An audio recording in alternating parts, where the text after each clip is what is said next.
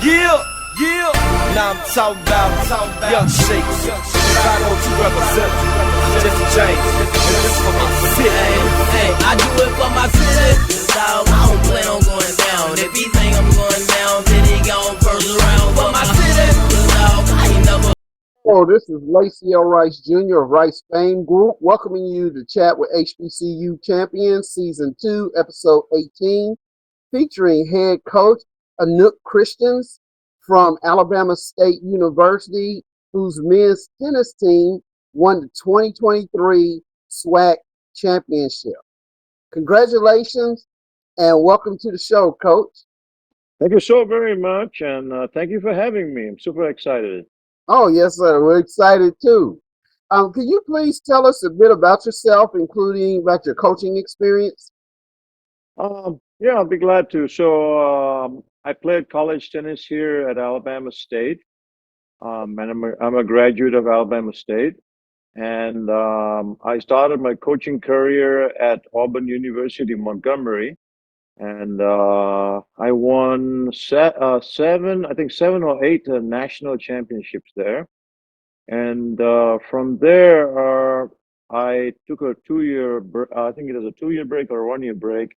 And I started here at ASU and at Alabama State. This is where I graduated from, and I have been here for 11 years, I do believe. Okay. Wow. That's terrific. That's terrific. Thank you. Now, what division was is Auburn Auburn and Montgomery? Uh, they were NAIA. Okay. Okay. Yeah, now I think they're Division Two. Okay. All right. That's great that Alabama State was able to bring you back, as an alumnus, to take over the program. And I know that you bring a unique sense of pride and and standards to that program. Thank you, sir. Thank you. It's Uh, always good to work at coach at the school you graduated from. right, right. Yeah, because only somebody like yourself will know what student athletes go through at that particular campus.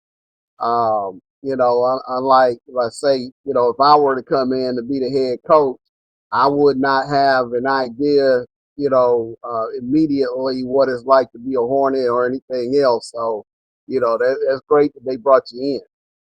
Yes, sir. Thank you. Yes, sir. I do believe that is true. That is so true. Okay.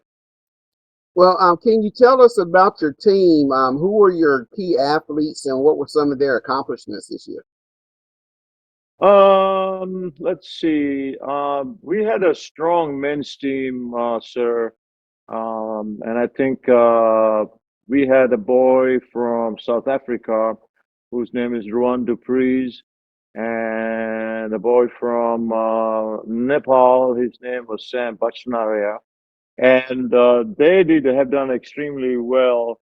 As a matter of fact, they posted individual wins against the NCAA the ITA regionals in the fall, and we beat schools like Auburn, South Alabama, Tulane, Mississippi State.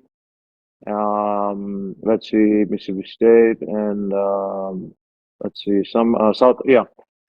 So those are key wins individually. And then in the last 2 years, we posted team wins against, let's see, Southern Miss, Mercer, UAB, Samford, and I think one other school.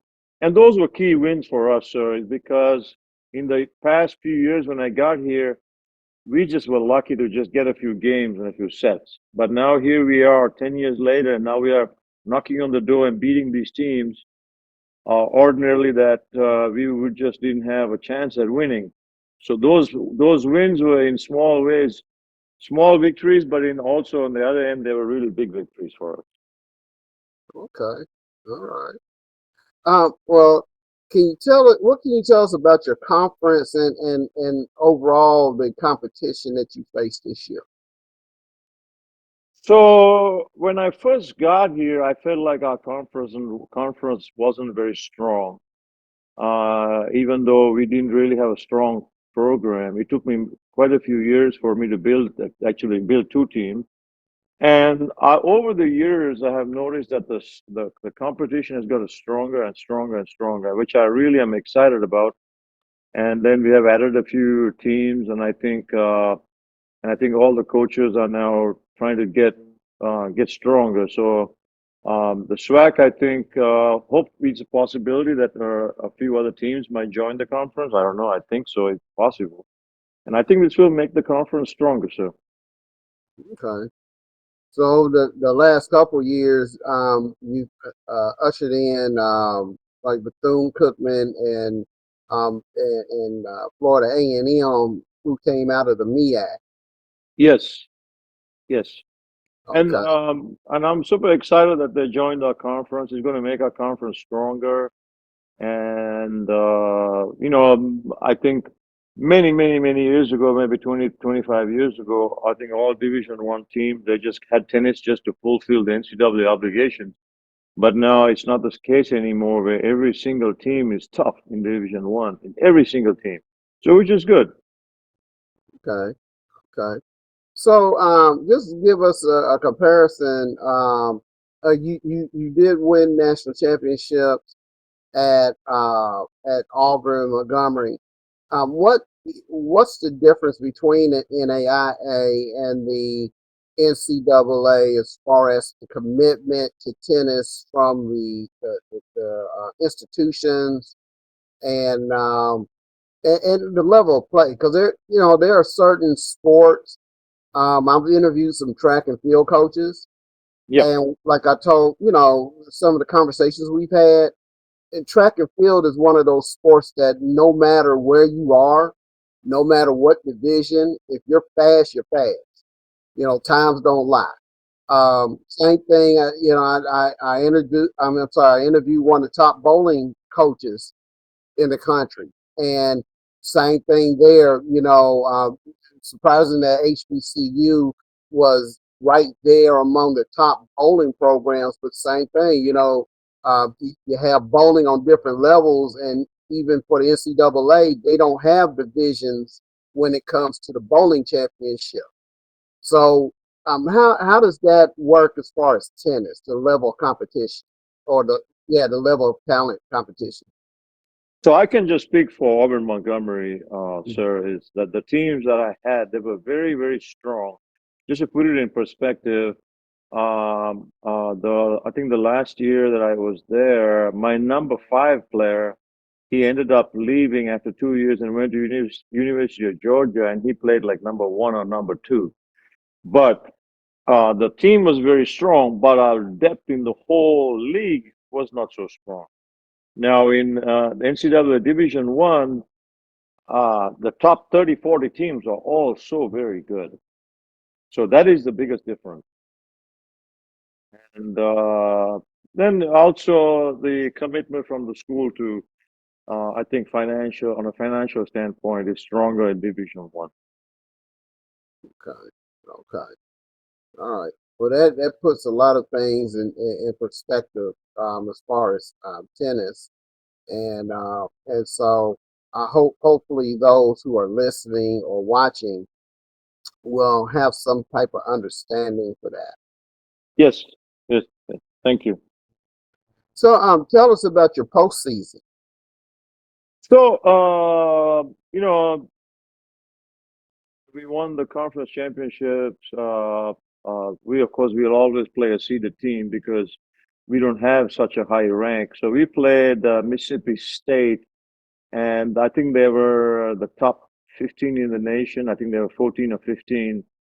And I felt that we played a very good match in singles.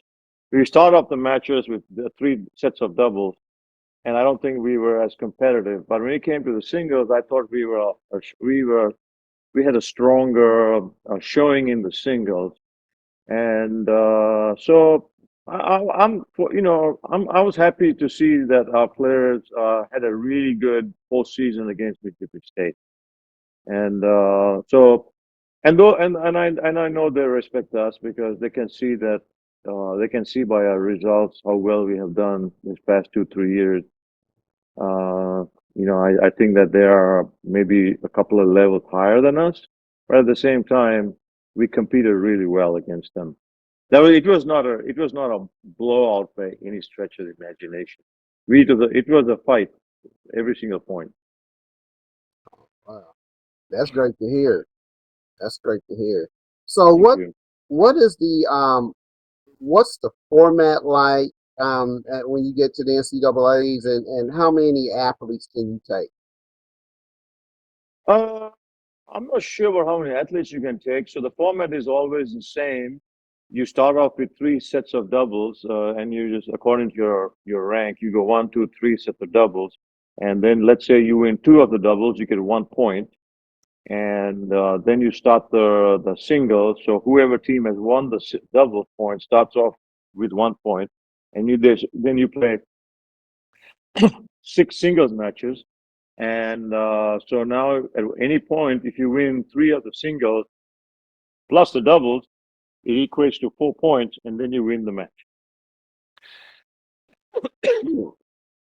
That's interesting. So so all right. So your singles each count as 1 point, but your doubles you got to win 2 out of 3 to get 1 point. That doubles point is very important, sir, because if you win the doubles point, so you're leading going into the singles with just 1 point, so you have a kind of a good level of confidence. But I have seen so many matches where teams have won the doubles, and then they have collapsed in the singles. So it could happen either way. Okay. All right. Hey, but I'm still trying to wrap my head around the doubles not counting, the same, at least the same amount as the singles. Yeah, And that's a little odd, but yeah. hey, I But we didn't make the rules, right? right, right, all right. Well, did you receive any honors yourself this year? Yes, we are the SWAC Coach of the Year. Yeah, I did SWAC Coach of the Year, Conference Coach of the Year. Okay, congratulations. Thank you. You're too kind, sir. Oh, I mean, it's well deserved, and so, um, you know, I know it takes a lot of hours out of your time because you actually do have two teams. So, how many athletes do you have? This past season, sir, we had 16, 8 men and 8 women.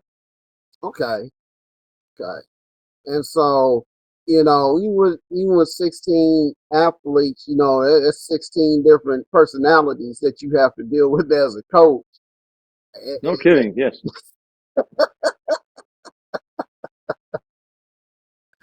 And then you're the one who has to mesh those different styles and everything else.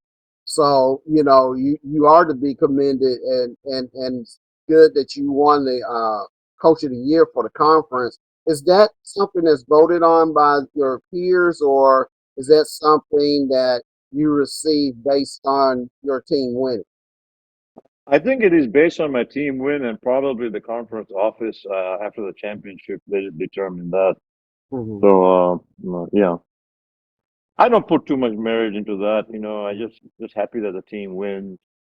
For me, that is more important than being the coach of the year. Hmm. Hmm. Okay. Okay. Well, what do you look for in prospects, and can you tell us about some of your current signees? Uh, well, I'll tell you, as a coach, I take getting students with good academic background is very important. I feel like if a student is takes his academics seriously, he or she is more than likely to take their tennis also seriously. and it also takes trouble out of the equation because then I know that they're going to be focused, and then I just had to worry about the tennis part and not worry about the academics part. And so that is of paramount importance to me, the academics piece. And then I'm looking for, of course, I'm not going to get the top tier players coming here, so I have to be very careful to get a balance of a good student and a player who will fit into our program. So right now, I got recruited a guy from England and a guy from Europe and from a country called Slovenia. So I think they're going to contribute really well because I lost two key players from last year. Okay. Okay. So is that all that you lost? Were just those two this year, or? Yeah, on the guy side, that's who we lost, and I lost a girl, a senior from last year, who graduated, and I replaced her with a girl from France. Okay. So you have a truly international team. We have a good, very diverse population in our tennis team, and I think it makes it interesting to have different cultures to blend into our general population here at school, and they're very good students. As a matter of fact, our tennis team alone single-handedly raised the GPA at the business school. Wow. Okay. So how have those students meshed coming from those various countries into Montgomery, Alabama? Surprisingly, I surprisingly they have done really, really well. I mean, when you think about it, it's different food, it's a different culture, it's a different atmosphere, the weather is different, but they mesh well. I mean, we haven't had this, there has never been any trouble, any problems, and I think it's good, and also goes to show how welcoming that we are here at Alabama State to have the different cultures and uh, uh, players here, and so it has really worked out really well. Okay. Yes, because I mean, you mentioned England and Slovenia, and those aren't necessarily countries known uh, for their summers or being hot, year round. And then you're coming down to Montgomery, which is in the south, the southeastern part of Alabama. Um, you know, I, I I've been through there a few times. So, and my family's originally from Alabama, so I know Okay. how it can be down there. And so, and I've been to Europe, so Yeah. I know there's a big difference Yes. Yes. just Yes. in Yes. the For weather. sure. Yes. No question, Mr. Wright. So, well, and this is getting off a little bit from a normal script, but so with that mesh of diversity on your team, do your athletes seem to share their cultures with each other quite a bit? Do they try to explain things or try to familiarize their teammates with their culture? Yeah, they do. I think the biggest thing that they share is probably food because, in different countries they have such different. Their cuisine is so different, and no matter where they come from, I think that is where the biggest thing that is, which they had problems adjusting to, and with that is what they share the most. Okay. Yeah, and I'm real big. I love foreign food. Um, you Yeah, know, I definitely prefer going places where uh, I can get food that I can't normally eat here. right, right. Yeah, that So is true. yeah, might have to make a special trip down there to Montgomery to visit you guys. Where do you live, Mr. Rice? Well, please tell us about the institution. What are some of the major programs there? And well, you already said that your athletes help raise the GPA for in the business department. So, uh, but what are some of the other major programs there at Alabama State? Well, of course, the Cadillac program, of course, would be football and men's basketball, women's basketball. I think those were, I would say, are the three biggest sports here. Okay.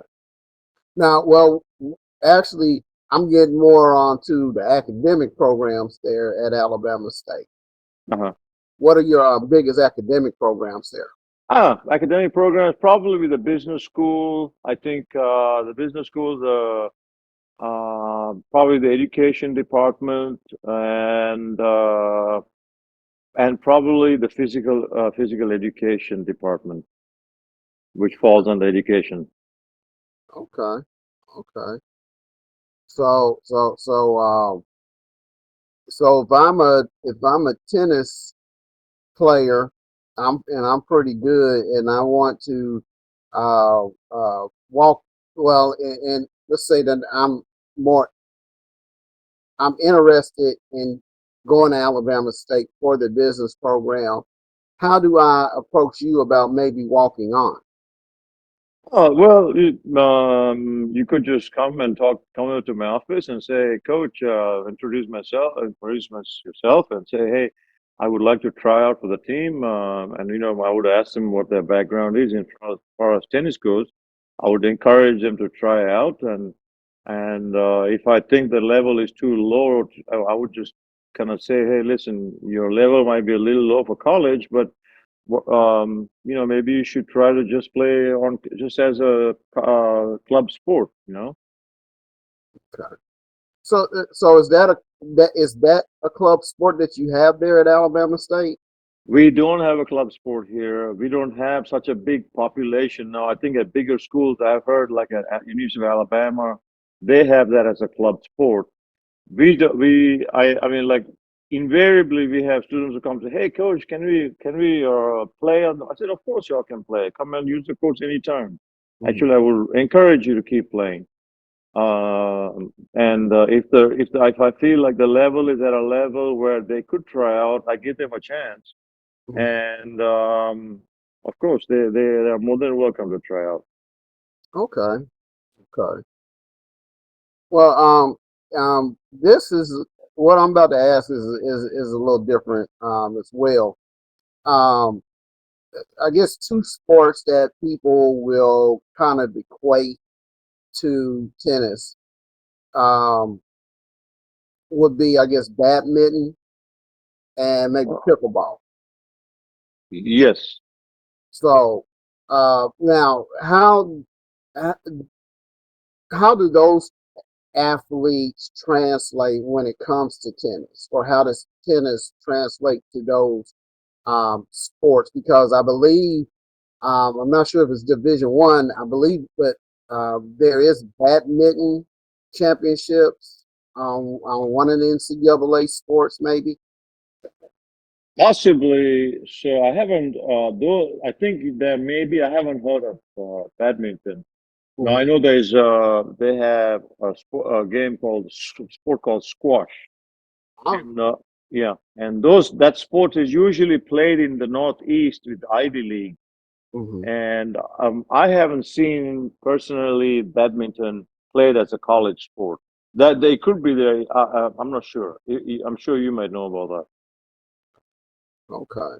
So do tennis players if they decide to pick up one of those sports, let's say that they played collegiate tennis, that.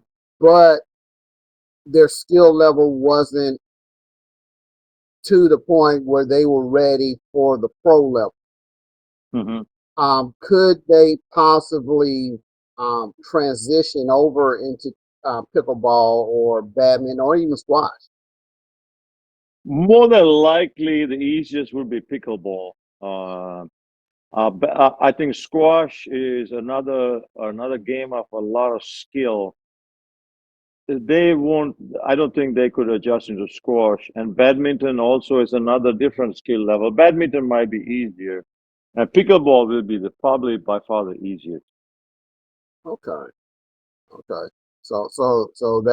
That's to some of these tennis players who are out there watching or listening. You know, if you don't make it over to the pro tennis circuit, you do have options after. Yeah, and that is true. I think there's only one player who was actually playing professional tennis. He switched over to professional pickleball last year. Oh, okay. Yeah. Okay. Yeah, because I'm amazed by the number of sports that we have in this country. Yes, sir. I know some of them have been picked up on the various levels. I know that NAIA does have some sports that it sponsored championships for that the NCAA does not. Uh-huh. And I'm just waiting for some of these other emerging sports to come in, like ultimate. Right. I've seen ultimate, on the collegiate level. I've seen it as a club sport, and I was shocked to find that they actually have pro leagues for a sport like ultimate. Yeah. I had heard about it. I had never seen it played, but I think that's a good sport because you can even when you become an adult after college, you can play. Right, right, and that was one because I used to coach track and field, and on the middle school and high school level, Okay. early in my career. And Okay. one of our coaches, he actually introduced the team. That was actually one of the workouts that he would do. Oh, Um, really? right, yeah. He taught his runners because he was a distance coach, Okay. and so he would have them out there, playing ultimate, on some days, and I guess to not have such a demanding workout that particular day, and he was the first person I've seen doing that. I think we used to call it frisbee ball or something like that, or frisbee football. And, Yeah. and I was on, I think I had turned to ESPN. It was some sports channel a few years ago, Okay. and they have a um, professional league with teams all over the country, just like regular football. And they're Yes. playing in these stadiums, and it's like, oh, okay. Yeah. And so like I said, hopefully, other sports like the pickleball, badminton, and some others that are closely related or in a way related to tennis will become sports and give athletes more options. Especially, like I said, they can't, let's say they couldn't make it to the tennis team. Then maybe Yeah. they could go over to these other sports and learn how to play them and still play at the collegiate level. Yeah. Yeah. Okay. Okay. Well, now what kind of support do you receive for your program from the department, the institution, and the fans? Uh, in terms of financially or Well, financially, as far as them encouraging you and your athletes, and in those matters. okay. Well, if I start from we start from the athletic department. We have, I would say, we have a fantastic athletic director, Dr. Jason Cable, and he sets the tone for everyone. And I tell you, I can be more thankful for him than for everything he has done, for not just for tennis, but for the whole athletic department. And we all are very happy that he's here with us. And then we get a lot of support from the faculty because they really love our students because they're good students. That is important, Mhm. and they always come out and watch our players. And then in the local community, the people who are in this neighborhood and different clubs, they like to come out and watch our team because we are the only Division I team here in the city, and they see that we have done fairly well, so they come out here and they support us. Okay. So you actually, I assume that your uh, playing courts or your home courts are they municipal courts? No, they're not, sir. They are university courts, but I just do encourage the local community for people to come and play here. Is because I feel like if they come and play here, then more than likely they might see some of our players practicing or something, and then they might more than likely like, wow, look at that guy, he's so good, or look at her, she's so good. We need to come watch their matches. And so I do encourage the local community to come and play for fun here, and hopefully they could, get inspired and watch our college players. And you never know, they might even give us a nice donation, Right. and which some That's of them all. have, and which some of them have. Okay. Okay. Well, I mean that's a terrific thing that you open up, your venue for others to come and work out and everything, because everybody doesn't do that. Everyone can't do that, and Right. so it's great that you do to give exposure, because I know firsthand, for some future student or maybe even some future athlete, that might be their first exposure to any college is right there at Alabama State. Yes, no question. So yeah, that's a lot of benefits for you and for the institution, especially when it comes to getting that external support that's very critical Good. for various programs, especially since you're what's considered a non-revenue program, and so you know, and I know some programs tend to be overlooked by certain people, by a lot of people. You don't get the same attendance that you get for a football game or that you Yeah. get for men's basketball, Yes. and so. But like I said, when you can foster that goodwill, that's that's invaluable. Yes. For sure. As a matter of fact, there's a park, like a park down here. It's probably maybe 3, 4 miles. It's a public park, and invariably, once in a while, if I'm driving through and might stop by and say, "Hey, listen, why don't you guys come play over at Alabama State instead of playing here? We have restrooms and water, and here you are. That you don't even have a shelter or anything or restroom. Just come and try out. Come play at Alabama State, just as a Mhm. friendly gesture." And I've had people who come out and play because of that. Okay, okay, wow, that's great. That's great. Well, Coach, how do you deal with the mental aspect um, for your athletes and for your coaching staff? That's a great question. You know, I think that I think in high school, especially against sports like tennis or golf or some individual sport that you play when you're in high school, are not so team oriented. But when you come to college, now all of a sudden it's team oriented.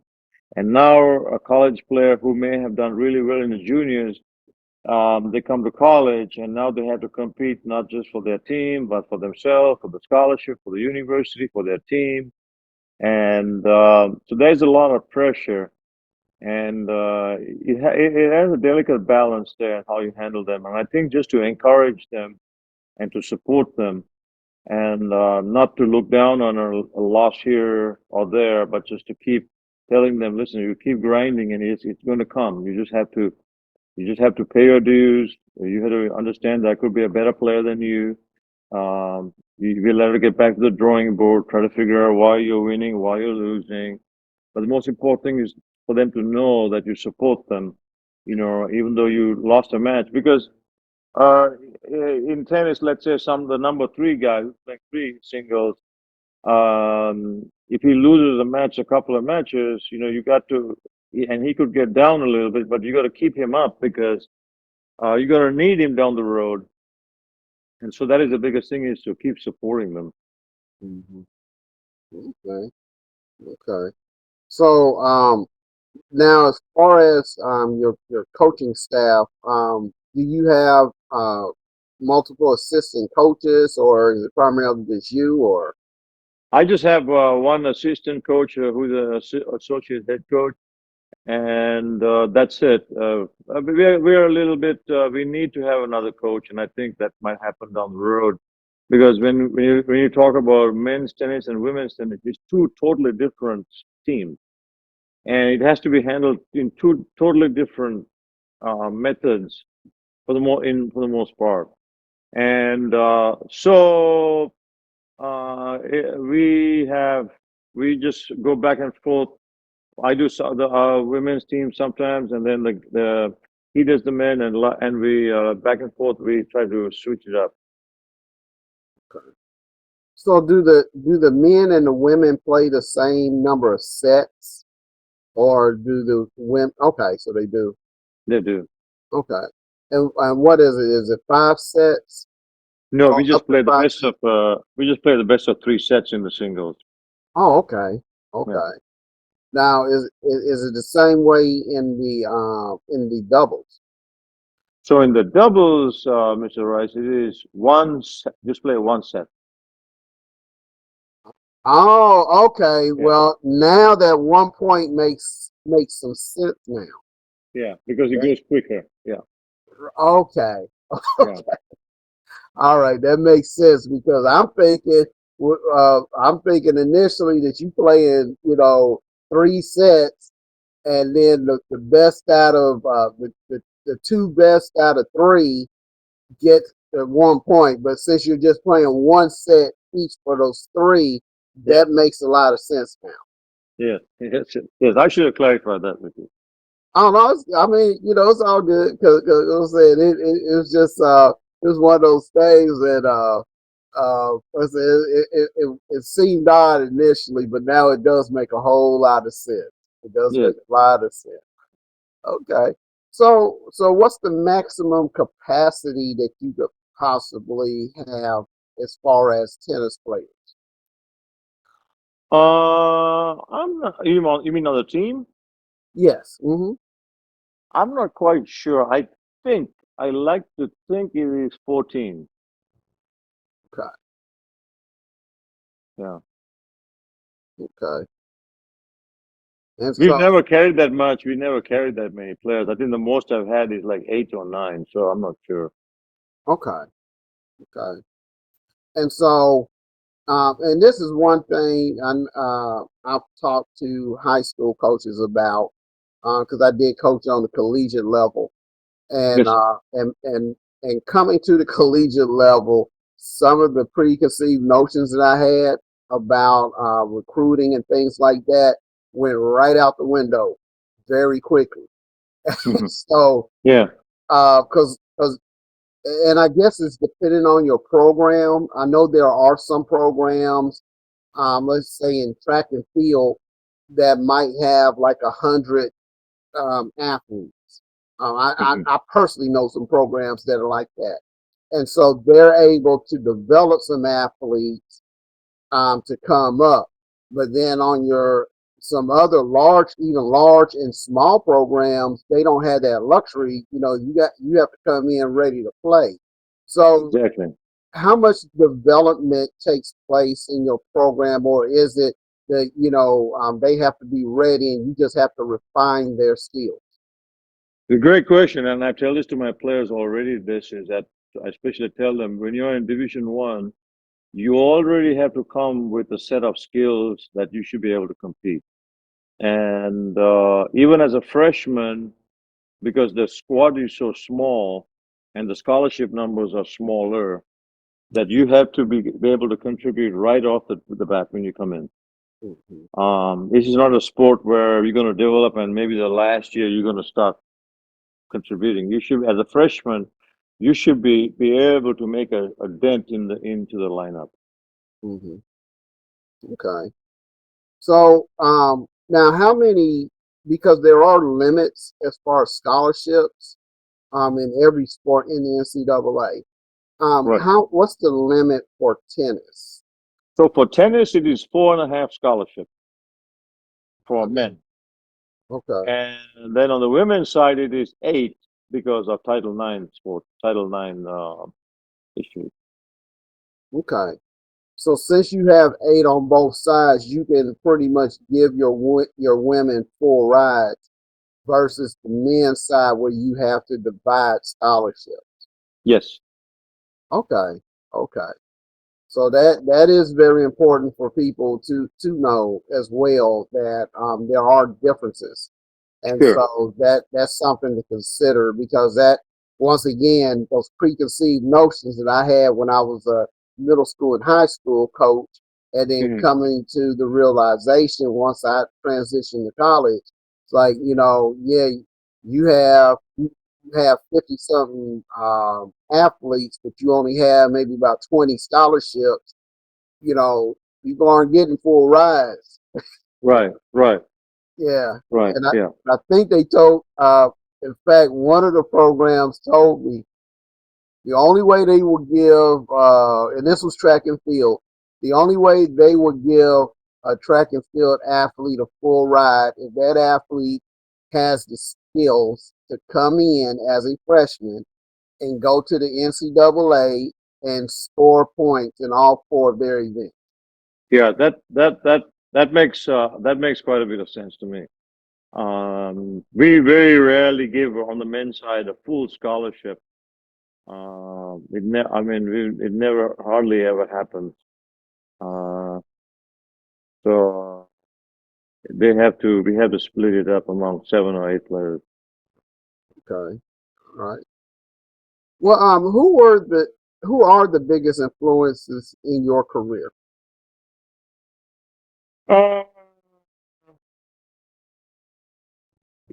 I don't know if I do. When I first started off, I was an assistant coach. My first year, I was assistant coach, and I of course, you're going to think uh, that he is the one. You kind of follow him, but then you develop your own coaching style. And of course, my I think I learned more from other programs like maybe a football coach or maybe a basketball coach or the track coach or something like that. Not so much in tennis.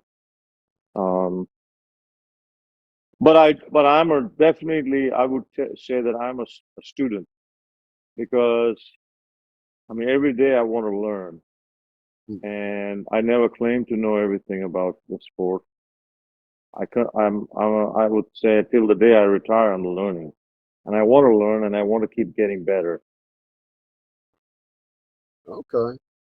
Well, saying that, do you ever get out there and maybe have to show some of your players that you still have skills? I can't keep up with these guys, Mr. Rice. These guys absolutely pulverize the ball, and I'm slow. I do like to hit just to once in a while just to feel the speed of the ball. But these young guys, then they hit the ball so hard, I can't keep up with it. They just pretty much destroy the ball the way how hard they hit the ball these days.